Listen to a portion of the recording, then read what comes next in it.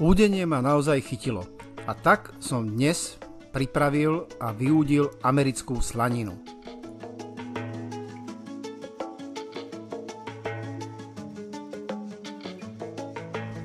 Všetky suroviny na naloženie slaniny nájdete dolu v popise pod videom. Takže najprv som si odvážil kuchynskú soľ,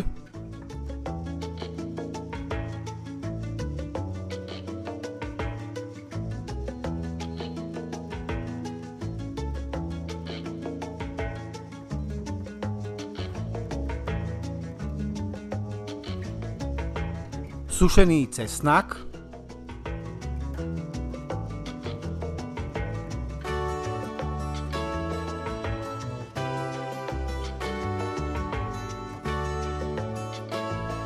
trstinový cukor,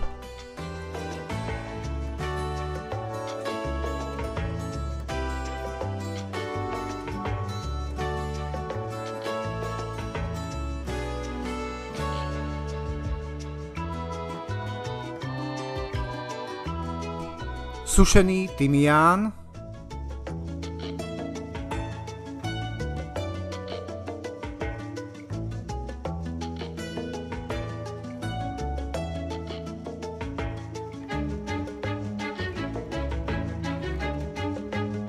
do mixéru som dal guličky čierneho korenia,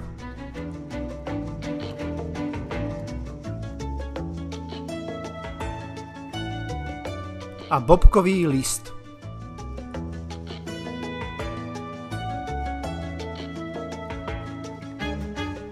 Korenie s bobkovým listom som najemno rozmixoval.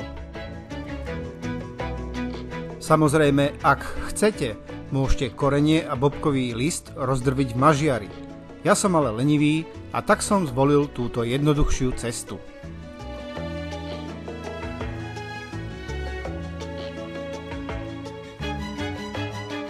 Rozmixované korenie s bobkovým listom som pridal k ostatným surovinám a poriadne som všetko spolu premiešal.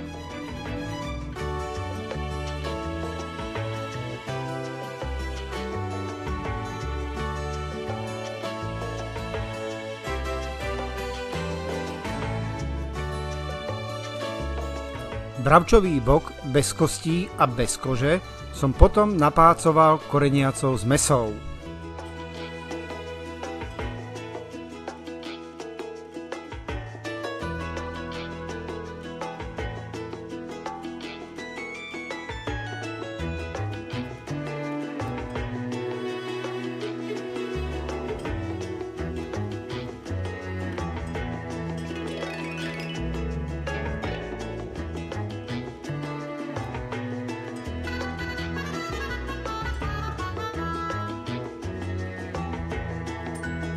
A ideme na vákuovanie. Koniec vákuovacieho rukávu som zavaril.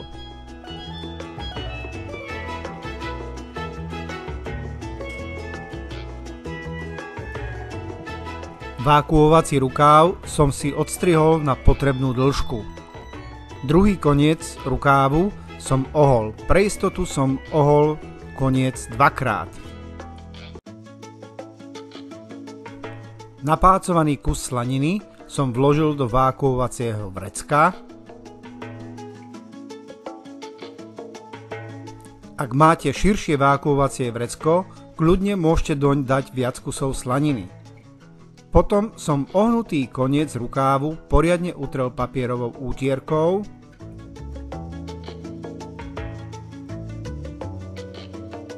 a dovnútra vákuovacieho vrecka som vložil kus papierovej útierky, ktorá mi zachytí šťavu, ktorú mi mäso pustí.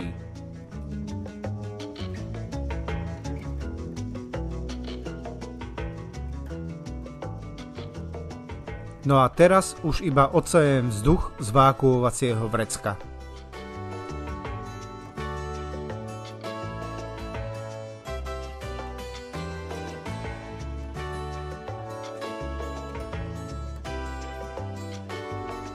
Koniec vákuovacieho vrecka som zavaril, no a pre istotu urobím ešte jeden zvar pod tým prvým.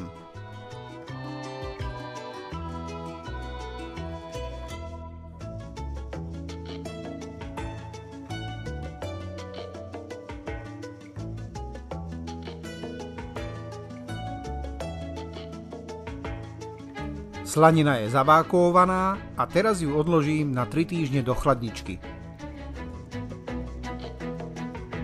Po 3 týždňoch v chladničke som slaninu vybral z vákuovacích vreciek a poriadne som ju opláchol pod vlažnou vodou.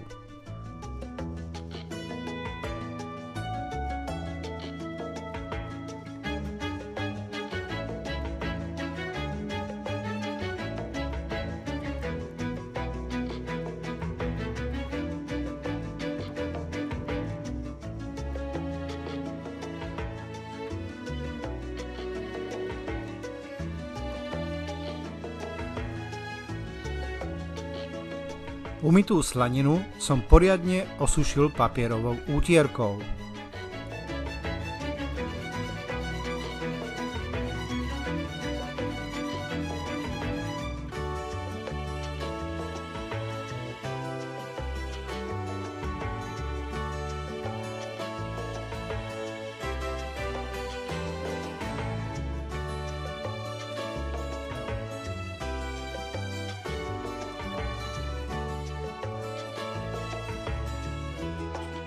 Potom som slaninu napichal na údenárske háky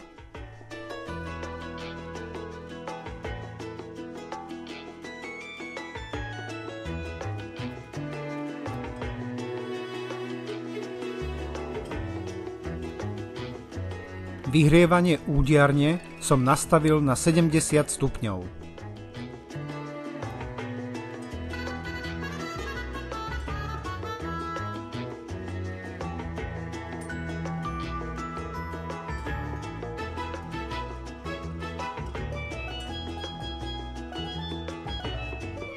Kúsky slaniny som zavesil do udiarne, kde som ich nechal ešte asi pol hodinu obschnúť pri potvorených dvierkach udiarne.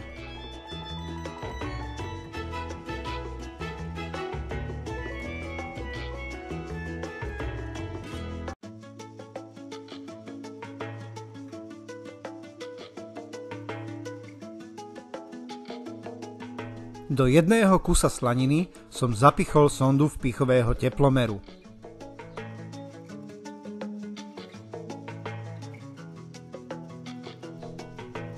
Na teplomery som nastavil alarm, aby mi signalizáciou pripomenul, keď už bude mať slanina vo svojom vnútri 66 stupňov.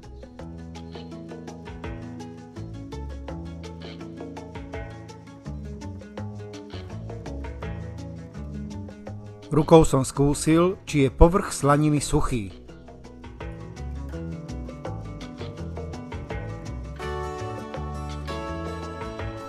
Dimbox som naplnil bukovou štiepkou a potom som ju už mohol zapáliť.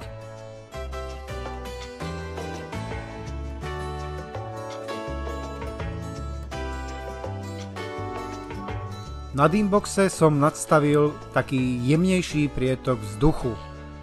Pri údení slaniny toho dymu nepotrebujem až tak veľa. Asi po 4 hodinách som prvýkrát skontroloval slaninu v údiarni.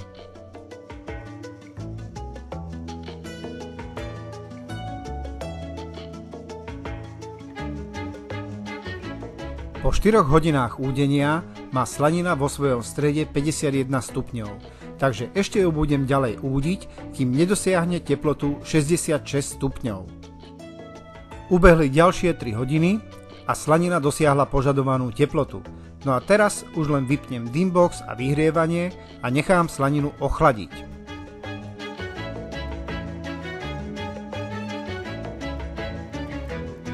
Slanina sa ochladila a teraz prišiel čas na prvú ochutnávku. Slanina je naozaj výborná, ten tymián a bobkový list jej dodal geniálnu príchuť.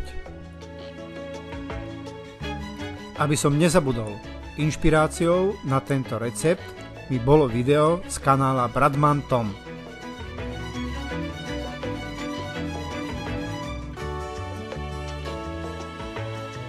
No a nakoniec, ako vždy, vám zaželám už iba dobrú chuť.